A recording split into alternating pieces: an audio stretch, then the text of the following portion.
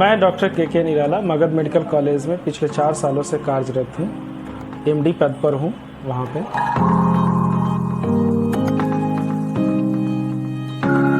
हम लोग कुछ बातों के बारे में जानना चाहते हैं और आप लोगों को कुछ चीज़ों के बारे में अवगत कराना चाहेंगे। जैसे प्रत्येक आज जो मौसम है, मौसम के अनुकूल में एक बहुत आम भाषा हो गई है एलर्जी। तो सबसे पहले हम लोग जानते हैं कि एलर्जी क्या है और इसके क्या क्या कारण हो सकते हैं।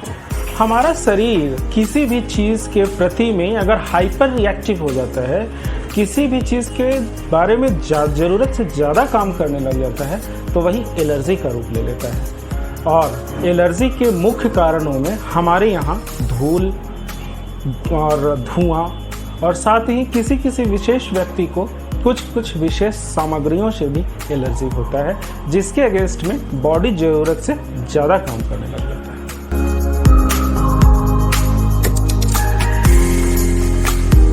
पर ये क्वेश्चन आता है पेशेंट की तरफ से कि क्या सर, अगर हमको एलर्जी हो गई है तो हम लोगों का प्रतिरक्षा प्रणाली कमज़ोर है?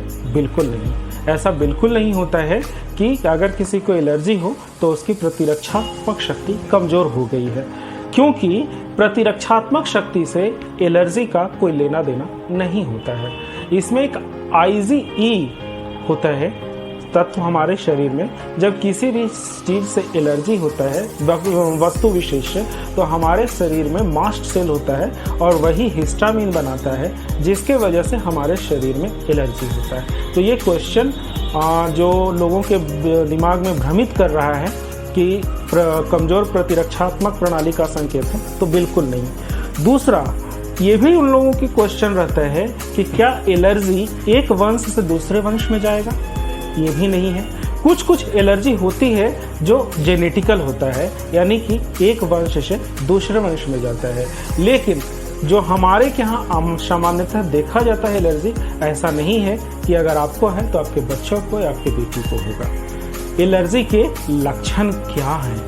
तो मुख्यतः हम लोग पहले ही बता चुके हैं कि एलर्जी के मुख्य लक्षणों में शरीर पर लाल लाल दाना और साथ में उसमें खुजली और कभी कभी किसी किसी को शरीर के अंग विशेष में सूजन आ जाना, बेचैनी होना, कभी कभी किसी पेशेंट को टेम्परेचर बढ़ जाता है, किसी को बहुत ज़्यादा घबराहट और बेचैनी भी लगने लगती है, किसी को चक्कर भी आने लगता है। लेकिन जो सामान्यतः देखा जाता है वो शरीर पे चकत्ता, लाल दाना और खुजली, ये सबसे ज़्यादा कॉमन है।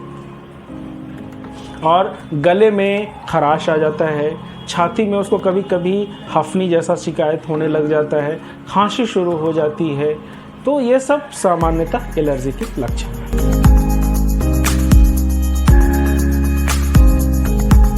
हम लोग जानते हैं कि एलर्जी का टेस्ट कब करवाना चाहिए। क्या पहली बार कोई पेशेंट आएगा तो एलर्जी की जांच करवाएंगे?